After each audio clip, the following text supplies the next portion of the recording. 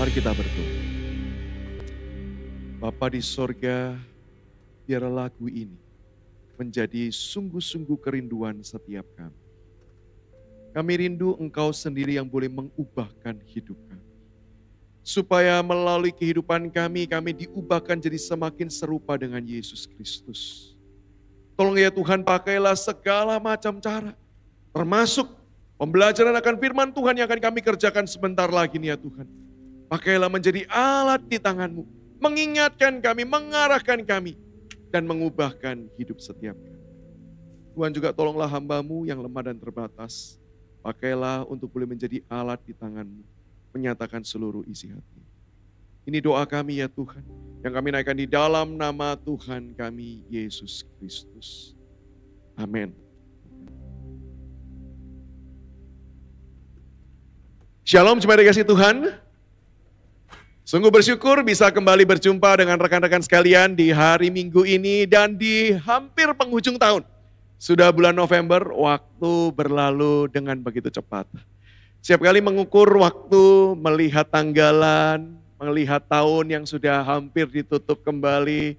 Bapak Ibu, saya mengingat kalau bisa melewati hari demi hari di tengah berbagai macam kesulitan, pergumulan kehidupan yang ada, saya harus mengakui ini semua karena berkat dan anugerah Tuhan. Dan saya percaya hal yang sama juga terjadi bagi kehidupan setiap kita. Di tengah-tengah kesulitan kita, saya tidak tahu masalah apa yang pernah kita hadapi, yang sedang kita hadapi, yang sudah kita lewati. Tapi satu hal yang saya percaya, kalau kita hari ini boleh tetap ada sebagaimana saat ini, semua karena kasih anugerah Tuhan. Nah biarlah dengan keyakinan itu, dengan pengharapan Tuhan yang pimpin dan tolong, kita akan belajar firman Tuhan yang tidak mudah.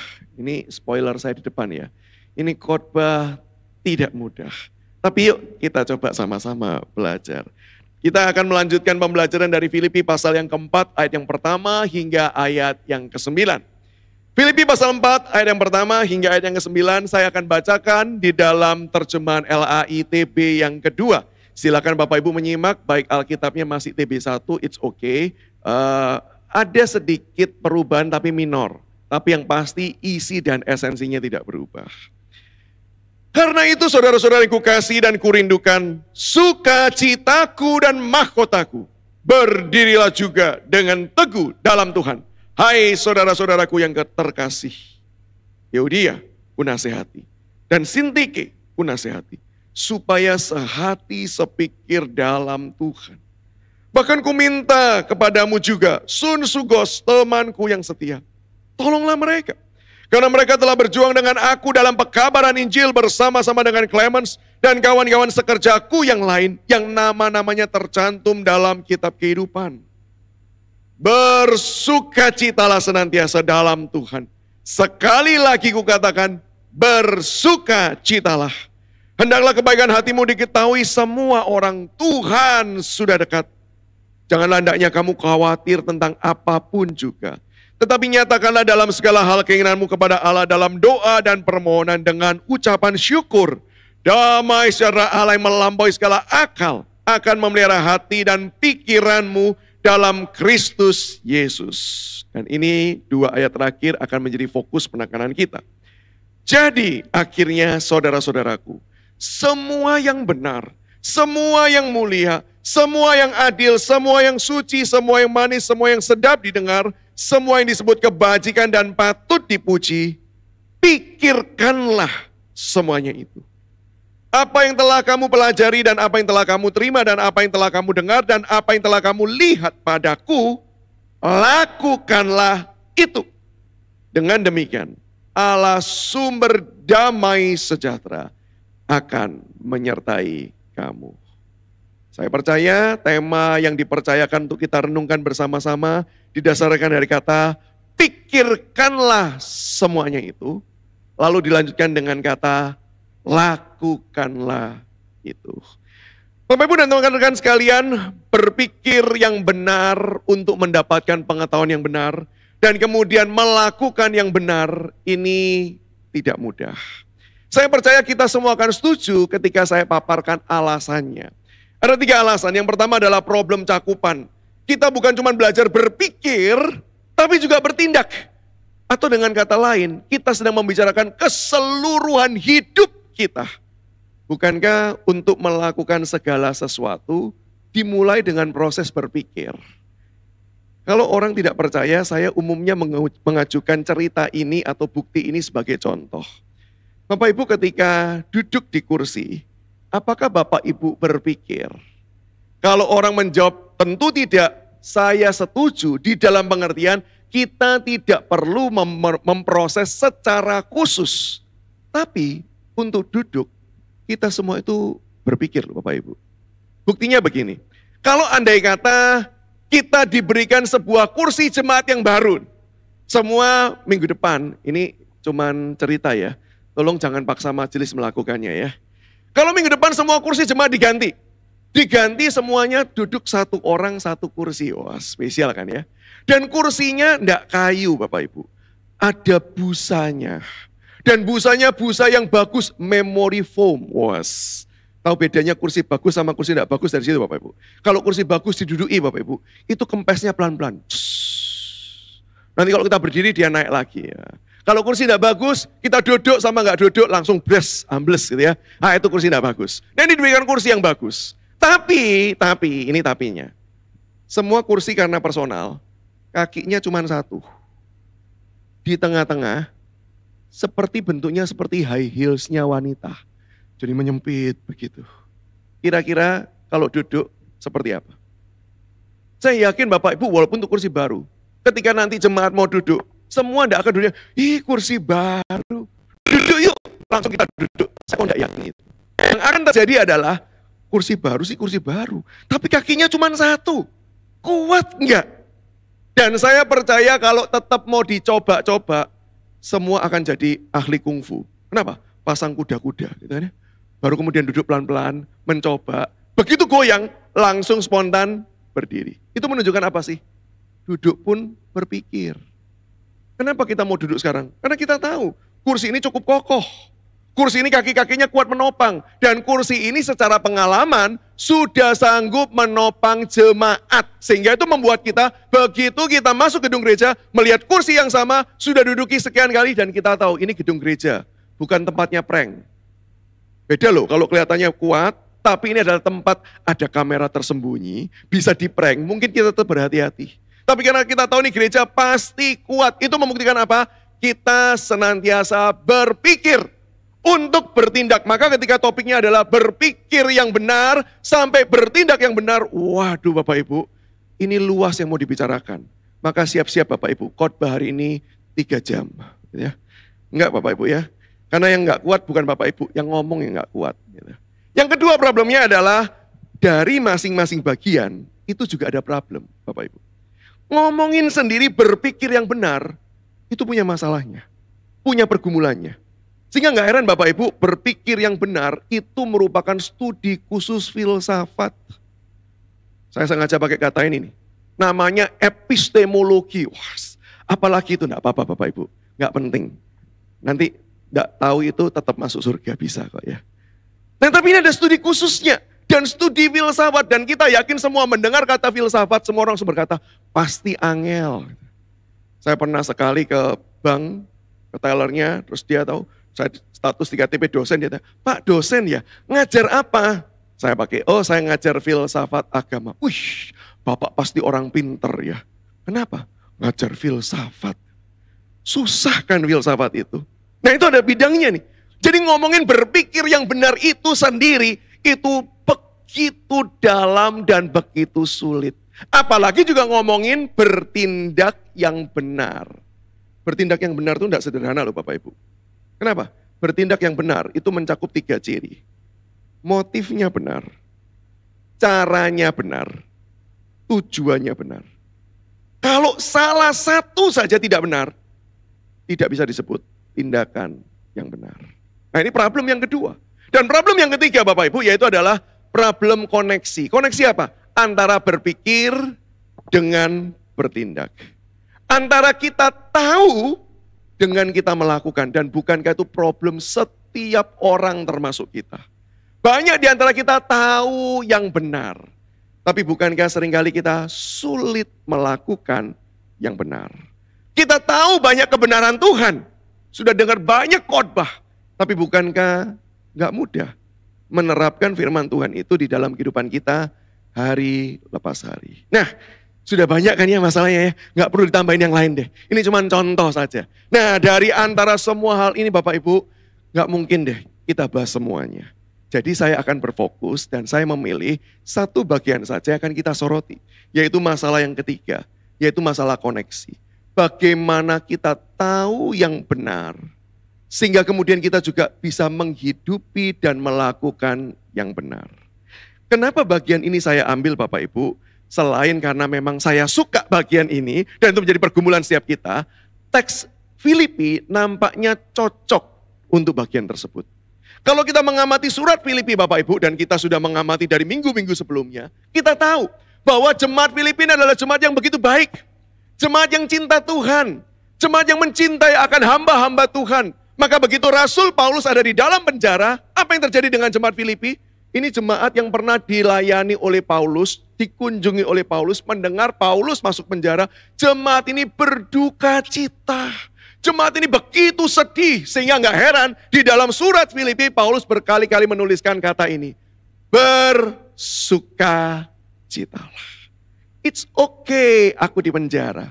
Kenapa? Karena penjara ini tidak pernah membelenggu akan Injil keselamatan yang datang dari Allah. It's okay aku menderita. Berarti ini jemaat yang cinta Tuhan. Cinta kebenaran.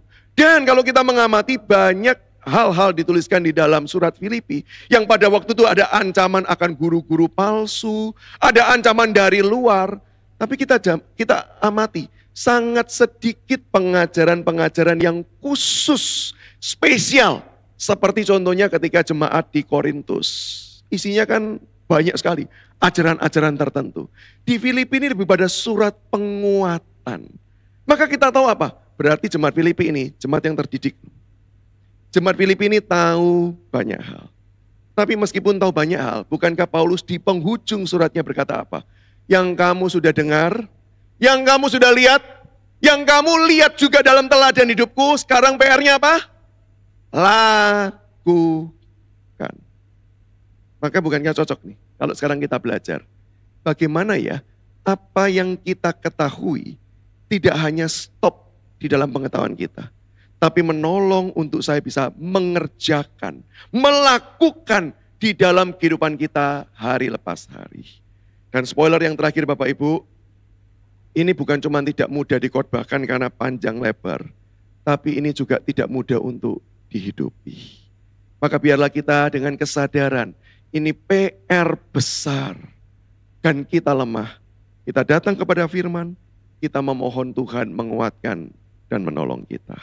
Ada dua hal Bapak Ibu yang saya ingin ajak kita sama-sama lihat. Gimana supaya apa yang kita ketahui benar, itu bisa kita terapkan dan kita kerjakan juga dengan hal yang tepat dan benar. Yang pertama, yaitu adalah perlunya kalibrasi hati. Aksi untuk melakukan yang benar, yang sudah kita ketahui dengan benar, dengan cara yang benar, itu perlu kalibrasi hati. Apa sih kalibrasi hati tersebut? Secara sederhana Bapak Ibu, saya sudah tuliskan definisinya. Kalibrasi itu berarti adanya koreksi, lalu direposisi. Dikembalikan kepada posisi yang tepat. Itu kalibrasi. Bukan cuma sekedar evaluasi, tetapi ada pereposisian, pengkondisian supaya kembali kepada posisi yang seharusnya. Dan itu yang akan kita dapati ketika kita membaca ayat firman Tuhan yang dituliskan Paulus di dalam ayat yang ke-8. Paulus berkata, jadi saudara-saudara semua yang benar, semua yang mulia, semua yang adil, suci, manis, sedap didengar, semua yang disebut bajik dan patut dipuji. Nah ini kata pentingnya. Pikirkanlah semuanya itu. Kalau memperhatikan terjemahan pikirkan, saya menduga kita semua akan sepakat dengan saya, bayangan kita berarti ini adalah konsep di benak kita. Proses akali dan rasionali. Sehingga kita membayangkan berarti kita harus memikirkan, mengeksegesis, menggali secara mendalam. Tetapi Bapak Ibu, kalau diperhatikan di dalam teks bahasa aslinya Bapak Ibu, kata pikirkan itu menggunakan kata logisomai. Logisomai. Dan ini saya bisa pastikan tidak ada hubungannya sama penjual somai. Ya, karena tulisannya pun beda. Ini logisomai. Apa sih maksudnya logisomai? Dari kata logi yaitu logos, perkataan atau firman. Tetapi yang menarik adalah begini Bapak Ibu. Kata ini dituliskan di dalam bentuk middle. Nah ini memang agak sukar, kenapa? Karena di dalam struktur Indonesia tidak ada. Maksudnya dituliskan dalam bentuk middle itu bagaimana? Maksudnya begini, sebuah kata kerja ketika dituliskan di dalam bentuk middle, maka itu bukanlah sebuah kata kerja yang dilakukan di luar bagi orang lain, tetapi dikerjakan di dalam bagi diri sendiri. Maka ketika saya melakukan sesuatu dengan bentuk middle, saya itu merenungkan, saya itu memikirkan mendalam, dan proses berpikirnya bukan cuma sekedar mengingat. Kalau orang umumnya mengingat itu kan sama seperti mahasiswa saya. Ingat-ingat itu tujuannya apa? Cuma demi ujian. Karena apa? Selesai ujian, semuanya sudah lupa. Sudah dikembalikan kepada sang dosen. Pemilik ilmu itu sesungguhnya. Bukankah itu yang terjadi ya? Itu mengingat. Tapi mengingat di sini atau memikirkan itu bukan cuma mengingat untuk ujian. Itu eksternal, di luar. Tapi dia memikirkan ke dalam. Maka terjadi apa? Saya renungkan, saya refleksikan, saya coba lihat. Hidup saya sudah tepat enggak dengan yang benar itu? Hidup saya sudah menampilkan yang mulia atau belum? Dikoreksi. Dan ketika proses pengkoreksian itu terjadi, yang terjadi apa? Kita diingatkan betapa kita ini lemah, betapa kita ini terbatas, betapa kita ini kurang. Apa itu bukankah itu yang selalu terjadi setiap kali kita bercermin pada firman Tuhan? Maka saya mendapati Bapak Ibu salah satu kelemahan atau salah satu kesulitan jemaat rutin, rajin, suka belajar Alkitab. Kalau Bapak Ibu sama dengan saya, satu alasannya. Setiap kali bercermin dengan firman, kita selalu mendapati, kok masih kurang ya? Kok ada area-area dalam hidup saya nggak beres-beres ya? Saya sudah berjuang ini lama, tapi kok kenapa belum sempurna terjadi dalam hidup saya? Itu yang akan terjadi. Dan itulah proses yang disebut reposisi hati. Umumnya kita selalu melihat hidup kita lumayan kok. Saya masih ingat di seminar yang bulan apa ya saya datang yang lalu ya. April itu ya. Saya mengatakan banyak orang berpikir dirinya itu lumayan baik. Kalau kita lihat ngaca lumayan ganteng lah ya gitu ya. Kita melihat membandingkan dengan sama kita lumayan baik. Good enough. Bahasa Mandarinnya jabut tuh. Jabut tuh, woman ini jabut tuh lah. Lumayan.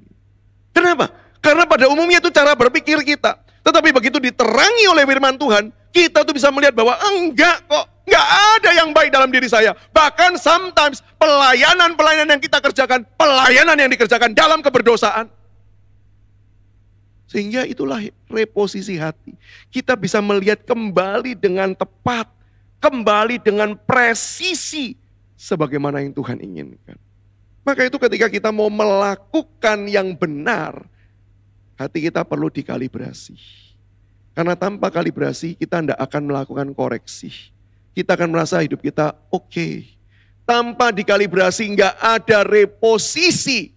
Sehingga kita nggak mungkin mencintai yang benar. Sehingga kita didorong untuk menghidupi dan mengerjakan yang benar tersebut. Izinkan saya Bapak Ibu memberikan contoh bagi setiap kita. Contohnya adalah dengan kalimat atau sebuah tindakan pertobatan. Apa sih maksudnya bertobat? Kalau kita membayangkan bertobat ya berarti sadar dia salah saja, maka seringkali itu tidak mencerminkan pertobatan. Berapa banyak orang yang sadar dia salah tapi tidak sungguh-sungguh bertobat. Saya kasih contoh cerita yang diceritakan rekan saya pendeta jemaat. Satu kali kedapatan seorang jemaat yang datang kepada dia, sepasang pasangan yang masih muda dan belum menikah, mengaku dosa dan berkata, Pak kami sudah kebablasan Pak dalam berrelasi. sudah hubungan seksual. Kami mau bertobat. Pendeta dengar kata begitu dari jemaat, hati siapa yang tidak luluh akan berkata puji Tuhan. Dua domba ini ya, dua domba kembali pulang, kembali mau bertobat, puji Tuhan. Tapi Bapak Ibu kesenangannya nggak lama pekan ini. Kenapa? Karena kalimat lanjutan dari jemaat ini berkata, Pak tolong Pak, doakan kami Pak, kami mau bertobat Pak. Maka tolong Pak, doakan Pak, supaya apa? Supaya janin dalam kandungannya hilang Pak. Maksud lu? Iya Pak, sudah hamil Pak. Tolong Pak, kami mau tobat Pak. Biarlah Tuhan kembali angkat Pak anak ini Pak. Tidak perlu aborsi. Tuhan panggil pulang Pak. Dengan begitu selesai urusan kami. Bertobatkah? Enggak. Seringkali orang itu menyadari itu salah karena takut konsekuensi. Sepanjang konsekuensi itu tidak diterima, sadarkah kita akan kesalahan? Saya sebutkan ciri pertobatan kalau digambarkan kategori kira-kira seperti ini. Satu, menyadari bobot dari kesalahan. Kita bukan cuma tahu itu salah, tapi kita sadar bobotnya enggak. Kalau kita cuma memandang gini, dosa gitu doang, enggak apa-apa kali. Berarti kita enggak menyadari loh, bobot dari dosa itu. Kalau kita yang sombong masih berkata, ya cuman sombong, gak apa-apa juga. Siapa sih yang gak pernah sombong? Berarti kita gak menyadari loh, bobot dosa itu. Padahal teks Alkitab dari perjanjian lama menuliskan, 7 dosa yang dibenci Tuhan. Salah satunya adalah mata sombong. Jelas. Kesombongan itu mencicikan di mata Tuhan. Bisa gak sih kita lihat itu bobotnya? Itu satu. 2. Merasa muak, merasa mual, merasa tertekan dengan kesalahan. Gambaran pemazmur Bapak Ibu menggambarkan orang yang merasakan ngerinya dosa, merasakan ketidaknyamanan dosa. Itu seperti orang yang tenggelam Bapak Ibu. Orang yang tenggelam yang sulit untuk bernapas. Bagi kita yang bisa berenang, puji Tuhan. Bagi yang kita tidak bisa berenang, saran saya, belajarlah berenang. Karena saya dulu nggak bisa renang, dan berkali-kali Bapak Ibu dijeburin ke kolam renang. Dan pernah sih saya akhirnya belajar renang sendiri Bapak Ibu. Belajar renang di mana? Bukan di kolam renang, di atas ranjang. Saya belajar gerakannya di atas ranjang, kiri kanan. Lalu belajar nafasnya di kamar mandi. Kamar mandi zaman dulu kan pakai bak yang besar gitu ya, dari galon gitu kan ya. Lalu kemudian saya isi penuh, saya ambil kursi, saya naik ke atasnya, saya celupkan ke wajah saya ke dalam.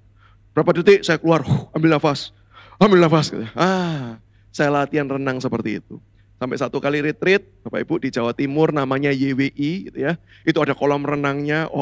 Saya melihat kolam renang, saya berpikir inilah kesempatan menggabungkan pelajaran renang di atas ranjang dan di kamar mandi. Maka saya lihat teman saya yang cowok itu lepas baju, tinggal celana pendekan, lari, lompat, piur, keluar, renang ya. Teman yang lain, lepas pakaian ya, tinggal celana pendek, lompat, piur, keluar, renang. Saya berkata, ini waktu saya ya. Saya lepas pakaian, celana pendekan, saya lari, lompat, piur. Saya renang Bapak Ibu, gaya dada. Gak naik-naik Bapak Ibu, terus di dalam. Saya mulai ketika di dalam dan karena lompat saya itu ragu-ragu. Karena saya tetap bagaimanapun dalam hati kecil saya bertanya-tanya, bisa renang enggak ya? Jadi lompatnya juga ragu-ragu, enggak masuk sampai dalam. Kolamnya enggak terlalu tinggi Bapak, enggak terlalu dalam. Kalau saya lompat sekuat tenaga, saya kok yakin saya akan mendarat di bawah. Dan saya bisa pijak untuk naik. Tapi karena lompat ragu-ragu, mendaratnya di tengah. Begitu mendarat di tengah, bawa air, atas air, kiri kanan, air semua, saya coba gerakan yang saya pelajari. Enggak naik Bapak Ibu, cuman geser kiri, kanan gitu. Saya gaya gini, kiri, kanan. Saya gaya sampai gaya yang belum ada di buku, saya ciptakan sendiri. Enggak naik-naik. Dan itulah disebut tenggelam. Rasanya bagaimana? Sesak. Rasa pingin keluar. Rasa tidak nyaman. Sehingga ketika saya membaca pemazmur menuliskan dengan kata ketenggelaman yang begitu dalam, saya paham. Apakah rasa seperti itu kita rasakan ketika kita berdosa? Rasa sesak, rasa terkungkung, sulit untuk bernafas. Sehingga itulah yang mendorong bagian yang ketiga, yaitu kita rindu untuk mengalami kelegaan, pengampunan dari Tuhan. Karena begitu kita diampuni, rasanya plong, rasanya segala sesuatu diangkat beban berat kita. Ini bertobat. Dan Bapak Ibu, kalau kita mengamati bagaimana pertobatan ini bisa terjadi, bukankah berarti hatinya perlu dikalibrasi? Yang dulu lihat dosa itu berkata, oke, saya suka, saya cinta. Sekarang melihat dosa dan berkata, Tuhan, ngeri. Tuhan, tolong. Kalibrasi hati. Maka pertanyaan untuk kita Bapak Ibu, hari ini apakah kita mau hati kita dikalibrasi? Dan kalau orang bertanya, pertanyaannya adalah apakah mungkin sih kita mengerjakan kalibrasi hati itu? Maka jawabannya begini Bapak Ibu. Ini jawaban teknisnya ya. Saya baca aja supaya enggak lupa. Kalibrasi hati itu adalah karya ilahi. Itu karya Tuhan. Kita enggak bisa mengubah hati kita. Namun karya ilahi itu dikerjakan dalam penyerahan kehendak diri. Jadi Tuhanlah yang mengerjakan. Tuhanlah yang mengubah. Dan pekerjaan Tuhan ini dikerjakan secara supranatural.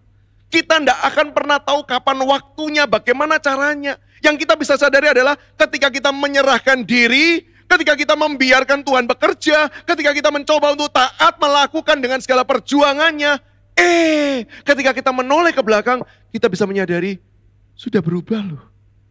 Sudah bergeser loh hati kita. Kalibrasi itu pekerjaan Tuhan di dalam penyerahan kehendak diri kita. Maka pertanyaannya adalah kita mau menyerahkan diri kita enggak? Kita mau menyerahkan hidup kita enggak? Untuk dikalibrasi oleh Tuhan. Bapak Ibu belajar mengingat poin ini, saya percaya saya mau tolong jemaat, karena khotbah ini pasti dilupakan. Dan tidak perlu tersinggung ketika Bapak Ibu mengatakan, iya Pak benar Pak gitu ya. Karena saya sendiri juga sudah khotbah dengan sudah lupa dengan khotbah-khotbah saya kok ya. Nah untuk menolong kita, saya pakai ilustrasi ya. Bahwa kalibrasi itu pekerjaan Tuhan, supranatural, melalui kegiatan kita yang natural ketika kita tunduk dan mau taat kepada Tuhan. Bapak Ibu saya ini dibesarkan dalam keluarga yang tidak suka makan cabai. Saya tidak pernah suka makan cabai dulu. Apalagi cabai potong, cabai rawit dipotong-potong, dikasih kecap asin. Mohon maaf ya kalau mengganggu perut sekarang ya. Karena sebentar lagi waktunya makan ya. Dikasih kecap asin, lalu diremet-remet gitu ya. Terus ditabur di nasi panas. Bagi sebagian orang berkata, haujak senjingping gitu ya. Enak gila gitu. Saya nggak pernah suka Bapak Ibu. Apalagi ketika saya lihat teman-teman saya di saat semua yang suka seperti itu, saya berkata begini. Hidup itu sudah susah. Jangan sampai waktu makan dibuat susah dan menderita. Makan tuh dinikmati, bukan buat susah. Itu filosofi hidup saya. Tapi Tuhan nampaknya mengajar saya, membiarkan saya ketemu pasangan, pacar yang sekarang jadi istri saya, yang dari kecil dibesarkan dengan cabai. Jadi tidak bisa hidup tanpa cabai. Maka pergumulan dia paling berat adalah ketika sakit mah. Tidak boleh makan cabai, itu berat sekali. Nah, waktu masih pacaran aman-aman, waktu nikah awal-awal bisalah diatur. Tapi pergumulan saya yang paling berat ketika istri saya hamil anak pertama. Kenapa? Istri saya tidak bisa makan apapun. Dan yang dimarahi bukan istri saya sama dokter, yang dimarahi saya. Dan dokter berkata, pokoknya Pak, paksa istrinya makan. Supaya apa? Bayinya sehat. Maka saya berkata, ayo makan. Tidak pingin, ayo makan. Sampai saya ajak di tengah-tengah food court, saya dudukkan. Sekarang mau pilih makanan apa? Dan kenapa seperti itu? Karena keinginannya cuma muncul sebentar. Paling beberapa menit pingin, setelah itu hilang dan bisa ganti yang lain Bapak Ibu. Bisa bayangkan penderitaannya ya gitu ya. Nah maka ketika saya lihat, udahlah hari ini kok rasanya pengen bakso. Saya cepet-cepet lari, pesan bakso, cepet-cepet balikin Bapak Ibu. Istri saya yang lihat bakso itu maka ada cabai potongnya dicemplungin ke dalam kuah. Ada sambal, saus sambalnya dicemplungin, diaduk-aduk, tambahin kecap. Wah itu enggak tahu, itu antara bakso sama rawon beda tipis gitu kan ya. Sama-sama gelap gitu ya. Terus makan tuh. Cuman beberapa potong makan, terus ya sudah enggak pingin. Terus disodorkanlah kepada saya. Saya tanya, maksudmu Yang kan enggak mungkin tuh dibuang. Buat nanti aja, sudah enggak pengen. Terus yang mana? Habisin. Waduh. Saya bilang, lain kali jangan dicampur ya sambelnya ya. Itu saya beli berapa botol minuman untuk menghabiskan satu mangkok kecil Bapak Ibu. Dan bayangkan itu terjadi bukan cuma satu kali loh. Saya bilang lain kali jangan campur, semua dicampur, enggak enak kalau enggak dicampur. Enggak mau makan, ya udah campur-campur. Dan setiap kali cuma 3 potong, 4 potong kemudian dikasihkan ke saya. 9 bulan Bapak Ibu. Saya mengalami itu sampai anak saya lahir. Nah setelah peristiwa anak saya lahir, kemudian lain sebagainya. Satu kali ke restoran Bapak Ibu, kami makan. Saya panggil petugasnya, saya bilang pesen cabai potong sama kecap asin ya. Lalu istri saya noleh ke saya, buat siapa? Sambil dia senyum-senyum, mungkin buat dia ya. Saya bilang jangan GR, bukan buat kamu. Buat siapa? Ya buat aku lah. Senyum tambah lebar. Jadi sekarang suka nih dengan cabai, suka dengan sambal. Katanya hidup sudah menderita. Buat apa dibuat lebih menderita? Saya berkata sama istri saya, sekarang filsafat hidup saya sudah berubah. Tanpa cabai itu makanan jadi hambar. Sama seperti hidup ini. Butuh variasi supaya hidup ini lebih berrasa. Saya suka cabai sekarang, suka. Kau tanya, kok bisa? Gak tahu tuh. Terjadi otomatis. Tapi kau tanya, kenapa kok tiba-tiba suka? Oh ya itu, 9 bulan di training oleh istri saya. Dikasih makan cabai terus. Nah, itu kalibrasi. Bagaimana hati kita bisa berubah? Gak tahu tuh. Tiba-tiba aja, dari dosa yang tadinya saya suka, sekarang saya begitu ngeri, takut. Kok bisa ya hal itu terjadi? Karena saya belajar mau tunduk, mau taat kepada Tuhan. Itu kalibrasi. Mau gak kita dikalibrasi hatinya oleh Tuhan? Yang kedua, yang terakhir Bapak Ibu. Gimana sih caranya supaya kita itu bisa melakukan apa yang kita ketahui dengan benar? Yaitu adalah aksi itu diteguhkan ketika, aksi itu dikuatkan dan diteguhkan karena sudah menetapkan posisi. Sudah memilih posisi. Apa maksudnya? Maksudnya begini Bapak Ibu. Seringkali kita tuh sulit melakukan yang benar karena kita tuh ada di dalam persimpangan jalan di mana kita diminta untuk memilih, kita tetap mau ikut Tuhan, kita mau tetap taat sama Tuhan, atau kita memilih kesenangan sendiri. Bahasa sederhana dalam Alkitab adalah begini. Kamu tidak bisa menyembah dan mengabdi kepada dua Tuhan. Allah atau Mamon. Bukan masalah uang sih. Bukan masalah mamon. Masalah uang itu apa? Kesenangan. Kenyamanan. Kesukaan akan diri sendiri. Kenikmatan akan apa yang kita cintai. Dan bukan yang Tuhan cintai. Sehingga ketika kita ini belum menetapkan posisi. Dan orang yang belum menetapkan posisi umumnya suka ambil semua. Saya mau Tuhan. Tapi ya mau kesenangan. Saya pingin Tuhan, tapi ya pingin tetap menikmati diri sendiri. Selama kita belum menetapkan posisi, kita tidak mungkin melakukan yang benar dan tepat. Rasul Paulus di dalam Filipi pasal yang keempat, ayat yang pertama, mengatakan satu kata penting, dan itu kata yang kita mau pelajari. Berdirilah teguh. Saya akan mulai dengan kata berdirilah dulu Bapak Ibu. Kata berdiri ini terjemahan yang tepat. Tapi kita perlu pahami konteksnya, yaitu adalah konteks militer. Di mana orang yang berdiri, prajurit yang berdiri itu maksudnya bukan sekedar berdiri, tetapi mempertahankan lokasi dan wilayah. Supaya musuh itu tidak bisa menyerang masuk. Nah itu kata berdiri yang digunakan. Sehingga ketika kata berdiri ini digunakan Bapak Ibu, konteksnya adalah seseorang yang kemudian mempertahankan lokasi dan wilayahnya. Di tengah-tengah segala tekanan, dia tetap mempertahankan bahwa ini wilayah saya. Ini kubu saya. Sehingga disinilah orang tuh perlu sadar dulu. Kamu ini termasuk kubunya siapa? Kamu ini termasuk gengnya siapa? Kelompoknya siapa? Maka kalau kita amati di pasal ketiga bagian yang terakhir, Paulus mengingatkan apa? Ingat ya, kita ini warga kerajaan sorga. Kenapa Paulus ingatkan itu? Ini loh posisi kita. Ini loh yang harusnya kita ingat-ingat. Bahwa kita sudah memilih kubu.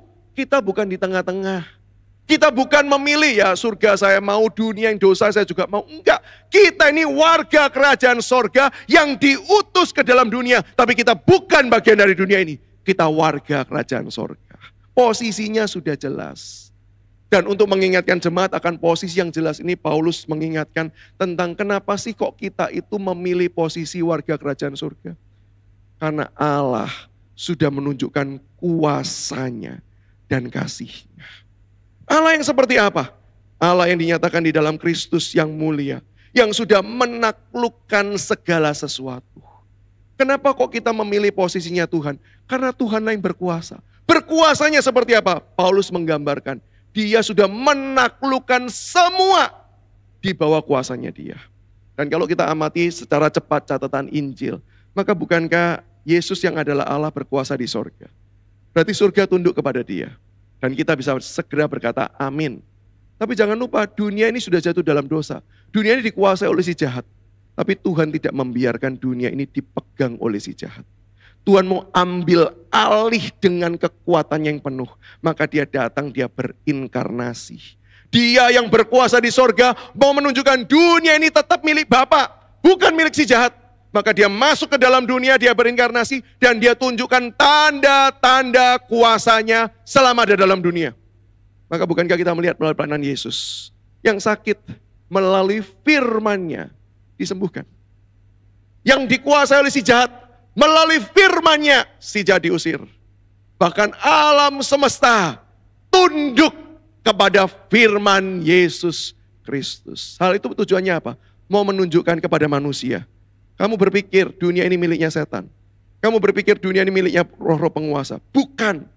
Mereka memang berkuasa sementara. Tapi dunia ini miliknya Tuhan. Jadi kalau mau pilih kubunya siapa? Tapi gak selesai sampai di situ.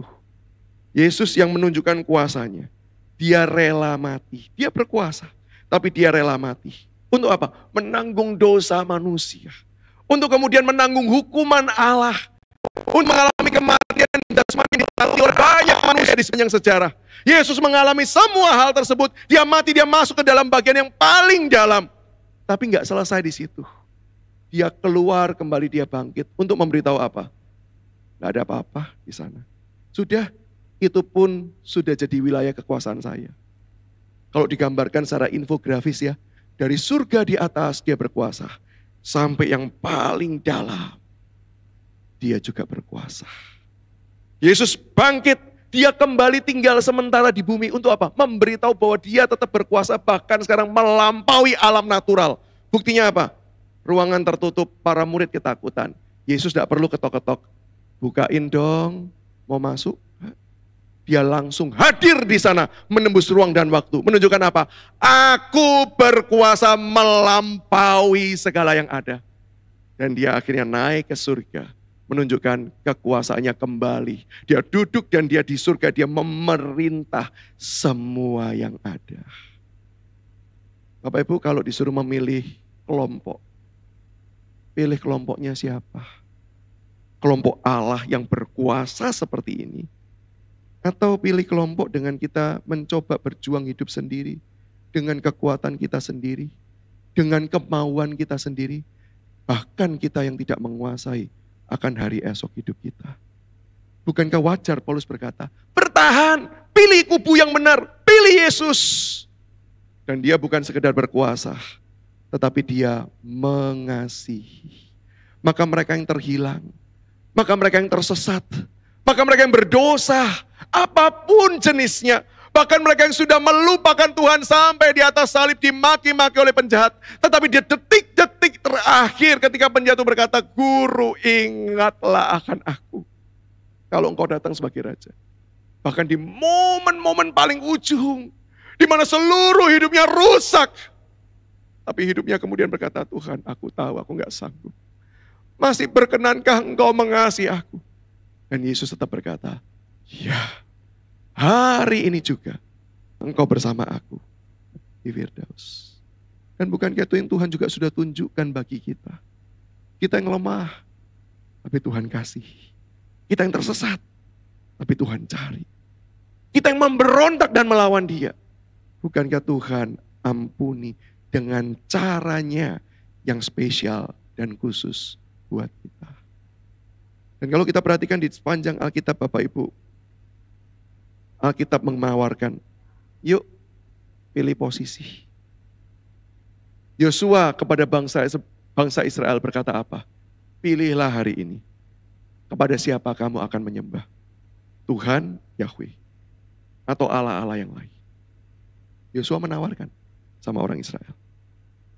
Bukankah Yesus juga menawarkan? Barang siapa mau ikut aku, sangkal diri, pikul salib, ikut aku. Tinggalkan yang di belakang.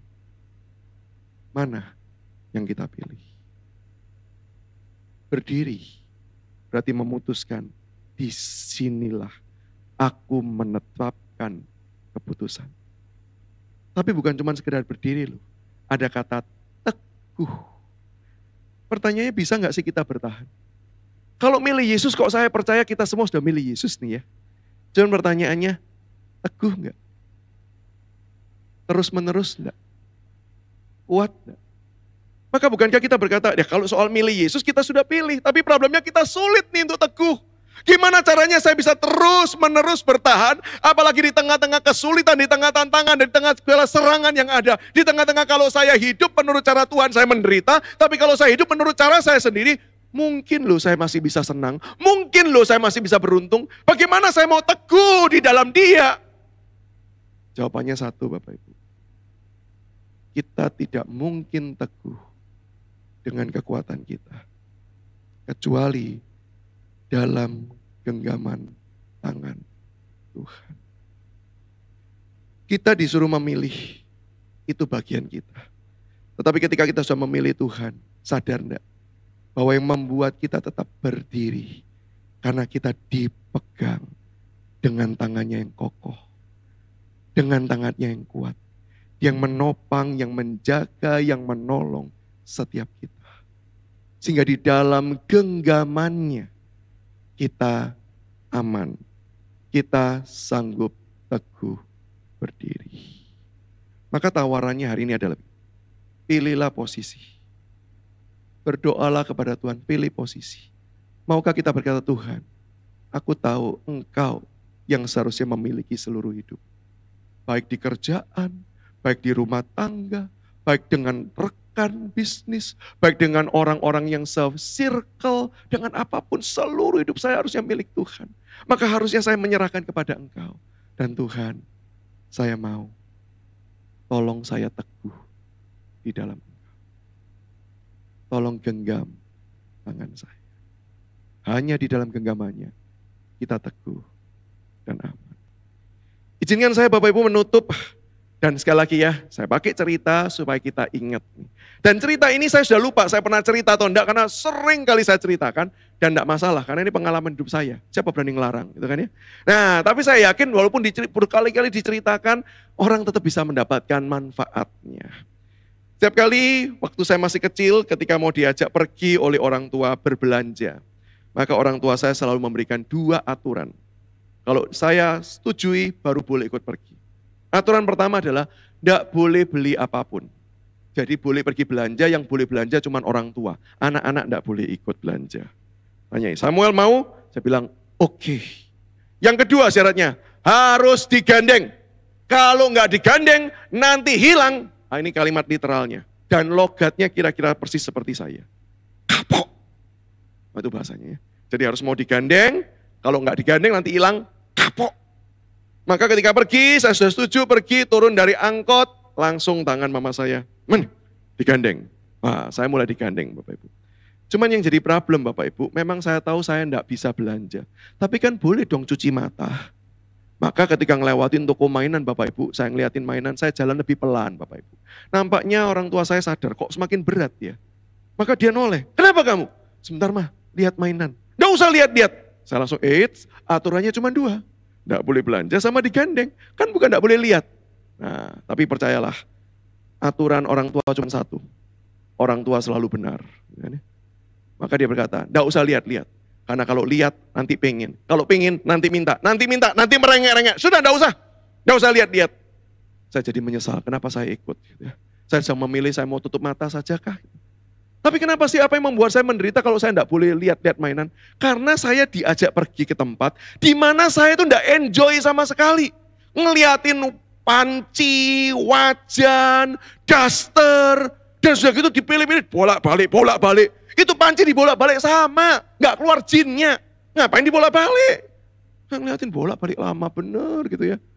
Sampai satu kali orang tua sudah pilih-pilih ya, butuh 2 tangan, gandengannya dilepas dengan instruksi yang jelas. Di sini ya, jangan kemana-mana. Nanti hilang, kapok. Ya. Diulang lagi tuh. Saya diam di sana, orang tua saya pilih-pilih gitu. Tapi saya berbahagia. Kenapa? Toko depan saya toko mainan. Saya liatin tuh mainan. Saya nggak ngeliat itu panci-pancinya, nggak ngeliatin tuh. Saya liatin mainannya.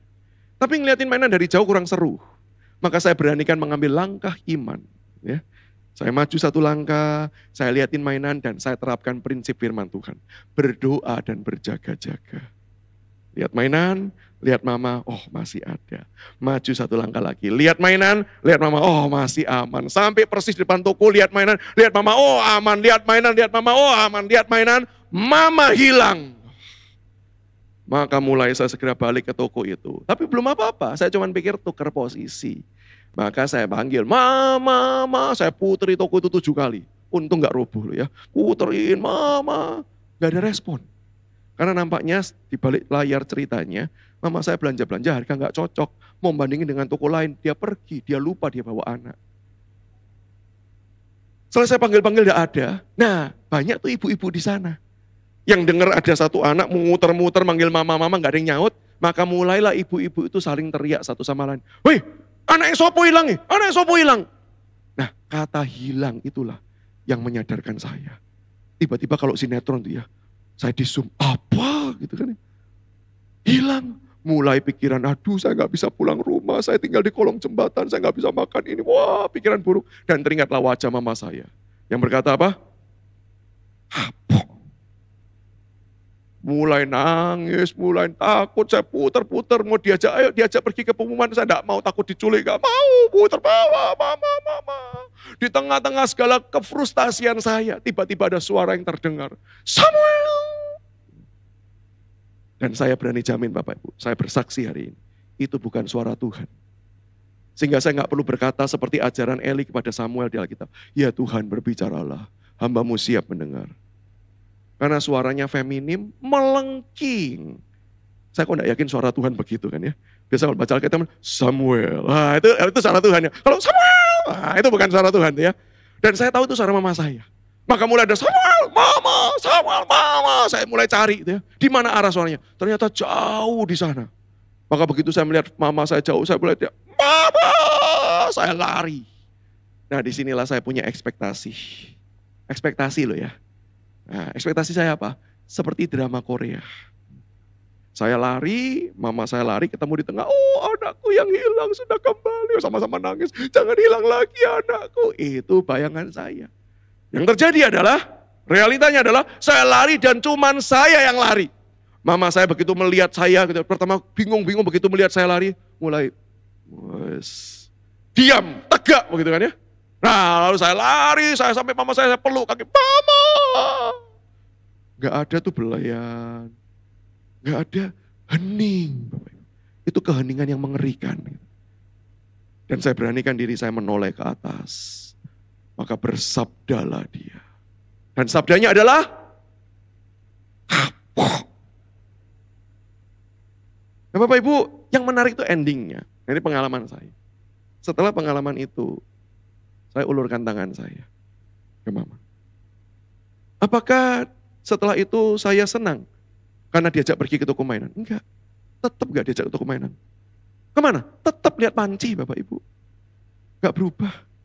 Saya jadi suka ngeliat panci. Enggak, sampai sekarang pun saya gak senang lihat panci. Sama aja semuanya. Tapi kenapa kok saya ulurkan tangan? Karena saya tahu, kalau saya lepas, saya gak bisa hidup sendiri. Saya kecil, saya terbatas. Tapi di dalam genggamannya, dia yang topang saya. Dia yang kuatkan saya. Dia yang lindungi saya. Di dalam genggamannya, saya aman. Dan bukankah itu harusnya yang terjadi di kita dengan Tuhan? Kita nggak bisa berdiri teguh. Ketika kita sudah berkata, Tuhan aku tetap mau pilih Engkau. Godaan itu begitu banyak. Salah satu godaan yang dihadapi, cobaan yang dihadapi Filipi apa? Guru-guru palsu, banyak ajaran palsu. Banyak ajaran yang menyimpang dari Tuhan. Kita sangat mudah terjebak untuk ikut dunia ini. Ikut segala yang lain. Kita nggak bisa berdiri teguh. Di tengah-tengah begitu banyak tekanan sebagai orang percaya, kalau kamu hidup benar, kamu akan sulit dan menderita. Sulit untuk kita berdiri teguh. Gimana caranya teguh? Firman Tuhan mau memberitahu, tangannya yang menopang tangan kita. Tangannya yang memelihara dan menguatkan setiap kita. Maka pertanyaannya hari ini, maukah kita membiarkan diri kita digandeng oleh Dia, dipegang oleh Dia. Dan biarlah kasih, rahmat, pertolongan Tuhan beserta kita. Mari kita berdoa. Bapa di surga, tolonglah kami. Hari ini firman-Mu mengingatkan kami ada bagian kami. Kami perlu belajar untuk mengkalibrasi, menyerahkan diri kami untuk dikalibrasi. Tapi kami tahu Engkaulah yang mengerjakan itu bagi kami. Kami tahu kami harus memilih, pilih Engkau atau pilih dunia ini. Dan kami mau memilih Engkau. Tapi kami enggak sanggup untuk berdiri teguh. Maka Tuhan tolong kami. Pegang tangan kami. Kuatkan kami. Berjalan di dalam jalan. Ingatkan terus dengan berbagai macam cara-Mu Tuhan. Untuk menolong kami melakukan yang benar seperti yang Tuhan inginkan. Tolong kami ya Tuhan. Ini doa kami. Demi Yesus Kristus kami berdoa. Amin.